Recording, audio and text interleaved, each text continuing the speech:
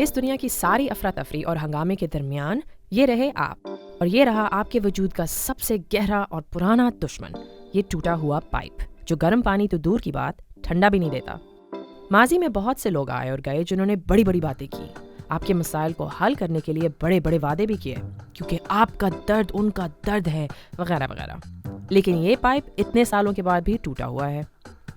तब आप ये सोचने पर मजबूर हो जाते हैं कि आपके घर में पानी आ रहा है या नहीं, इस बात से इन सब लोगों को कोई फर्क नहीं पड़ता। लेकिन फिर एक ऐसा शख्स आता है जिसकी बातें बिल्कुल अलग होती हैं।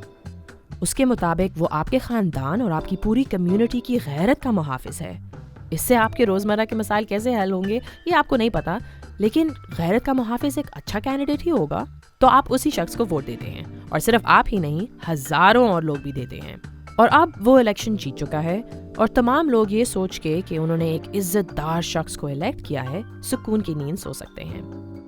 लेकिन फिर कुछ वक्त गुजरने के बाद वो पाइप अभी भी आपके घर के अलावा हर जगह पानी दे रहा है, और आप अभी भी अपने एम्प्लॉयमेंट कॉन्ट्रैक्ट में मौजूद होने के बावजूद वो अलॉटेड लीव्स नहीं ले सकते, और आपके बच्चे की स्कूल की फीस बढ़ती जा रही है, और आपकी बीवी के दफ्तर में एक बहुत ही अजीब आदमी है जिसको वो कोई ऑफिशियल बॉडी ना होने की वजह से रिपोर्ट भी नहीं कर सकती। और फिर आपको एहसास होता है कि एक अच्छा स्लोगन होना एक बात है, लेकिन वही स्लोगन अगर एक कम्युनिटी के बहुत हसास मसाइल के बलबोते पे बना हो, ये सिर्फ अजीब बात नहीं बल्कि बहुत ही खतरनाक बात है। इसीलिए लोगों को वो कैंपेन्स पसंद तो जरूर आती हैं जो गैरत और उससे मिलते जुलते आइडियाज को इस्तेमाल करके हमारे सबसे गहरे एहसासात और जज्बात का फायदा उठाती हैं।